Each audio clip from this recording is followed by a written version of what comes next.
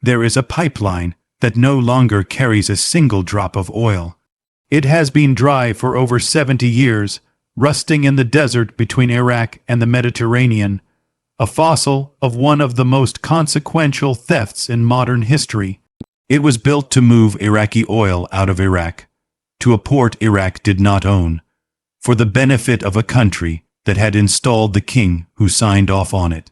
That king had never set foot in Iraq before the British crowned him there, and by the time the pipeline was finished, he was already dead.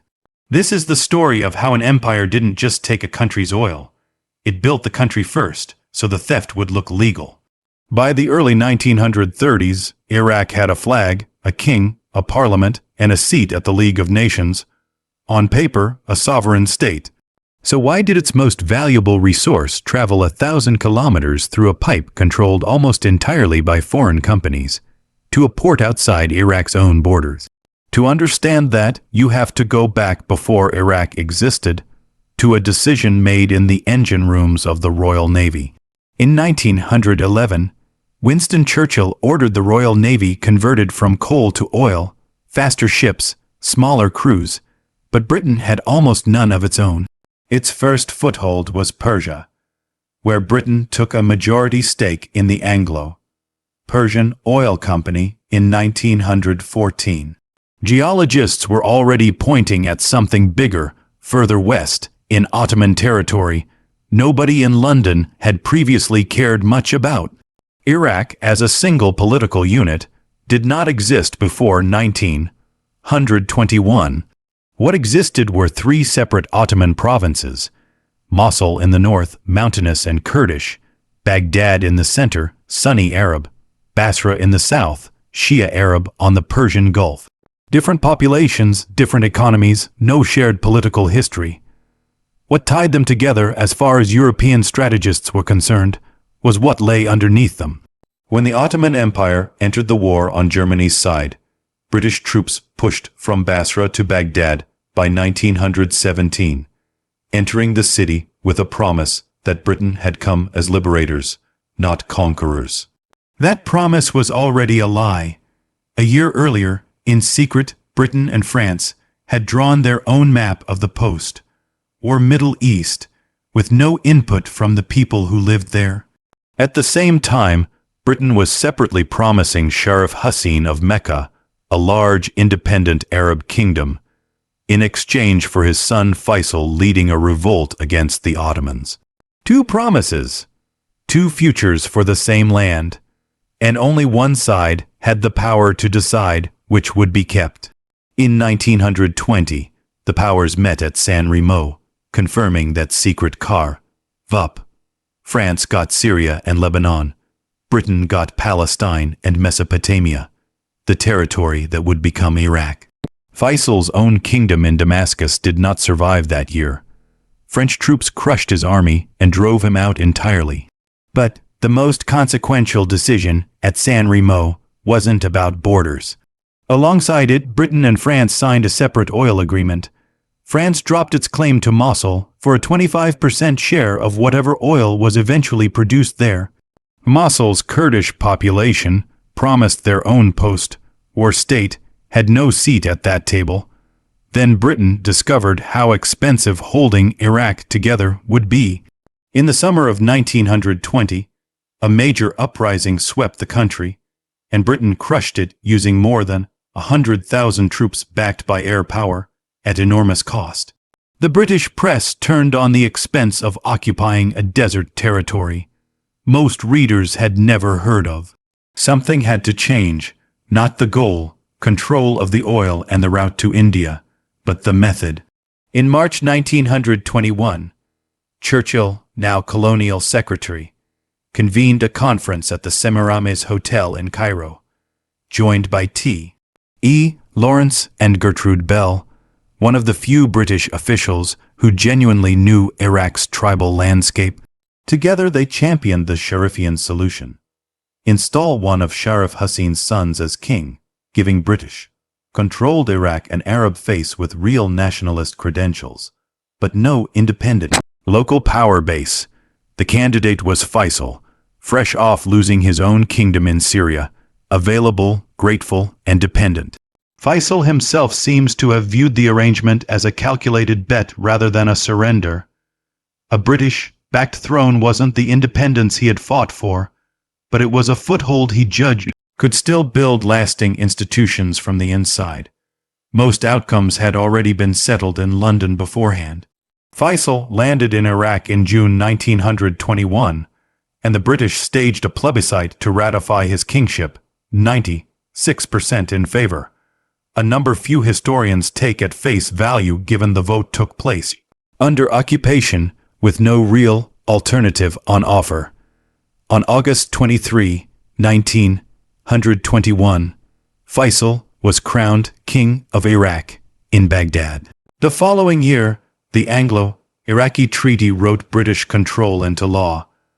Britain ran Iraq's foreign policy, embedded advisors in every ministry, retained the right to intervene militarily at will, and kept full authority over Iraq's oil concessions, the clause that mattered most.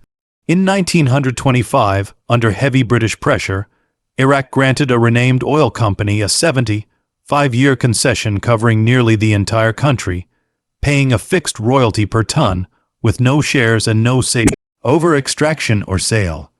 In October 1927, drilling near Kirkuk struck oil so violently it took days to control the well, one of the largest discoveries yet found anywhere.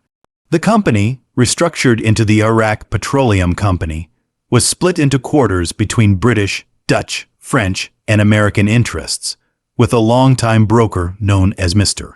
5% keeping his own cut. Iraq itself held nothing. Kirkuk's oil was landlocked. The nearest coastline was the Persian Gulf, through Basra, Iraq's own territory. But that route was never built out. Instead, the oil went nearly 1,000 kilometers the other way, splitting near the Jordanian border into two branches, one to Haifa in British Palestine, the other to Tripoli in French Lebanon. The logic wasn't distance, it was who owned the endpoint. A Gulf route kept the oil inside sovereign Iraqi territory. Haifa landed it on ground Britain directly administered, feeding British-controlled refineries and shipping routes to Europe, with Iraq's own coastline bypassed entirely. In 1932, Iraq formally joined the League of Nations, the first Arab state admitted, but the treaty behind that milestone guaranteed Britain continued bases and transit rights, with no change to oil concession. Independence changed the flag. It did not change who controlled the pipeline. Faisal I died in 1933, before the pipeline he had helped make possible was even finished. His son Ghazi, more openly nationalist, died in a 1939 car accident many Iraqis believed was engineered.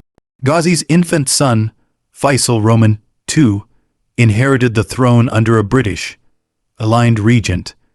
In 1941, nationalist officers tried to break the arrangement by force. Britain crushed the revolt within weeks.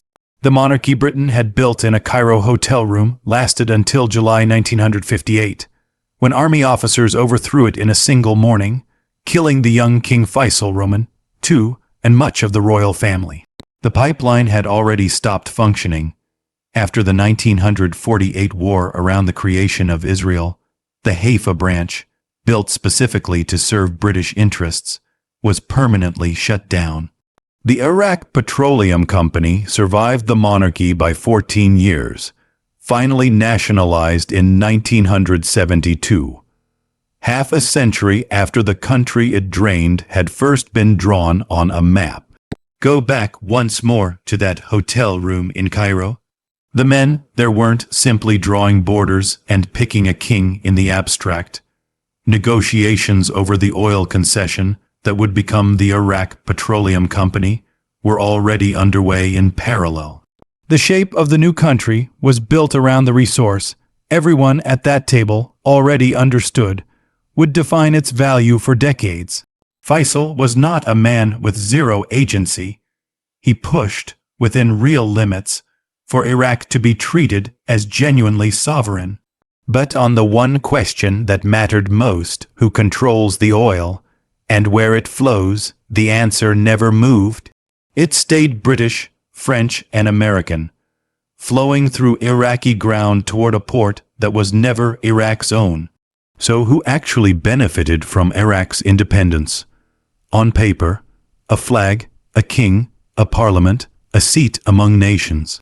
In practice, it meant a monarchy engineered to make foreign control of the country's most valuable resource look like self-rule, and a pipeline carrying that resource past Iraq's own coastline to a harbor the mandate had conveniently placed under British control.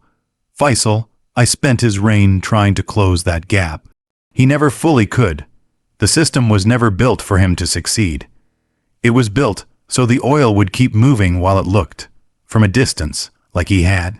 If stories like this, empires, oil, and the borders they left behind, are what you come here for, subscribe to History Decoded. There's more of this history waiting, and most of it never made it into the textbooks.